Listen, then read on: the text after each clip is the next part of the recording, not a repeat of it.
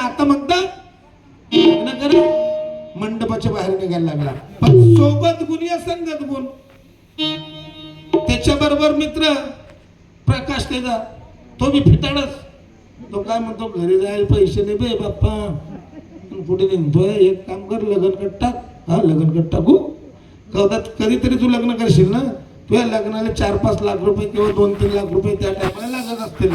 कधीतरी तू लग्न करायला तुझ्याजवळ पैसे नाही, अरे तुझे लग्न करून टाक, मामा बसून हुंडा मागून घे, लग्न बी होतं, हुंडा बी पैसे भेटताय, लग्न करून टाक.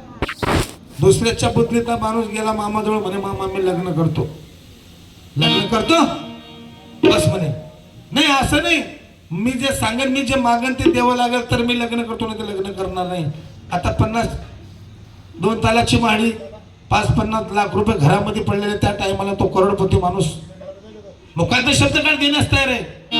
मग तो सख्या बहिणीचा मुलगा लक्ष्मण काय म्हणतो, 2 लाख रुपये द्यावे मला सजन मना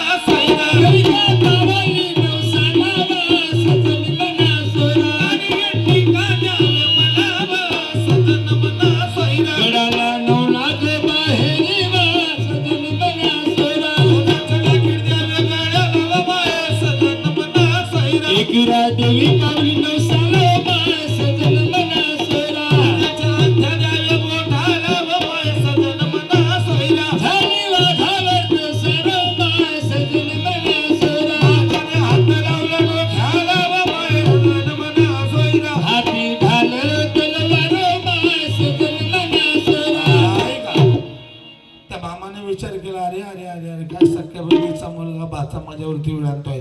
पण त्या मामाने विचार केला, 10 एकर जमीन आहे, 2 तालाची माळी आहे, घरामध्ये पैसा आहे, मेल्यानंतर काय मी माझ्या छातीवर घेऊन जाणार नाही, ही मुलगीच माझी घराची मालकी नाही, देऊन टाकतो. चुलत भावाला सांगितलं, जा रे घरात कपाटातून पैसे काढून आण. 2 लाख रुपये जागेवर दिले, सोन्याचं लाकड वगैरे ते आणलं आणि ते हातामध्ये दिल्या. पण राहिलेला विषय एंडिका त्या टायमाला, आज जर नंबर लावला तर 1 महिन्याने ती गाडी घरी येणार होती. का नको, त्याला सांगितलं की 1 महिन्यानंतर गाडी देतो पण लग्न कर.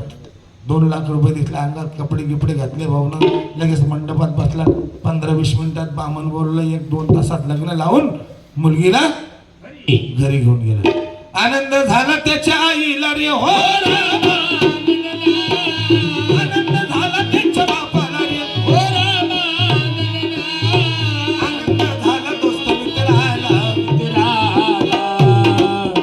टाइम लागला वाढण्याला, महिन्याने महिना लागला वाढण्याला, पुढे तो कैसा प्रकार झाला.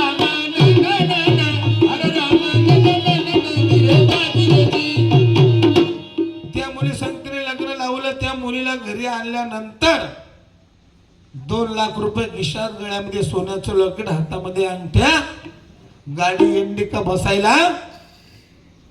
आपण म्हणतो ना उंदराला चिंधी सापडली लपव कुठं, असे झाले 2 लाख रुपये त्याच्या खिशामध्ये. आता 200 रुपये 150 रुपये रोजानं जाणारा माणूस, त्याच्या खिशात 2 लाख रुपये. एंडिका गाडीमध्ये फिरायला लागला, 2-2, 4-4 मित्र तिच्या सोबत फिरायला लागले. मग तो फुगे पिन करतो 10-15 रुपयाचे, गाडी कुठे जाईल मग, बेरबार वाईन छाप. 2-2, 4-4 मित्र सोबत. दारूची बाटली हवस नाही फिटली, करे जीवनाची दुर्दशा. भांग मांगे भोंगडा, गांजा मांगे घी, दारू मांगे जुत्या, तेरी खुशी पडी टोपी. मित्र काही चांगलं नाही होत दारू. दारू पण कोणाचं चांगलं झालं सांगा बरं. दारू पिणाऱ्याने घरदार विकले, शेती विकली, दारू विकणाऱ्याने बंगला शेती घेतली. माणसासारखा हुशार या जगात कोणी नाही. त्याला चालता येतं, त्याला बोलता येतं, घरामध्ये आग बी लावता येते, त्याला ती विझवता बी येते. मग माणसासारखा हुशारपणाने या जगात आहे का कोणी. मग याला म्हणतात जाणून कर्म करीतो देवाचा वैरी, मुद्दामून करतो तो नाश पाडतो. करणं हे पवाडा म्हणणं म्हणजे चांगलं पट. थोडासा शीन होता. 4 वाजले ते बी म्हणे लावणी लावा.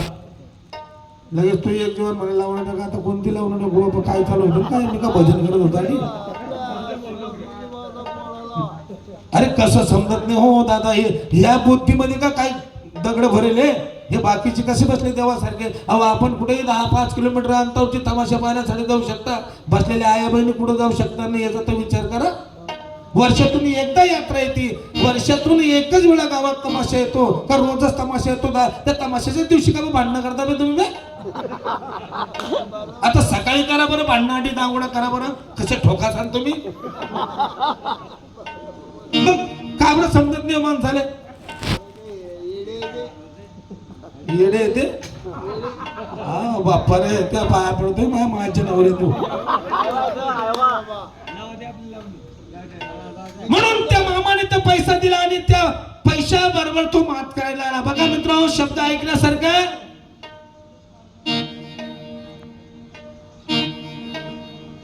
शब्द ऐकण्यासारखा म्हणजे जो श्रीमंत माणूस असतो पैशावाला, अचानक जर तो भिकारी झाला, पैशावाला माणूस अचानक जर भिकारी झाला, त्याचे विचार शेवटपर्यंत श्रीमंत असतात.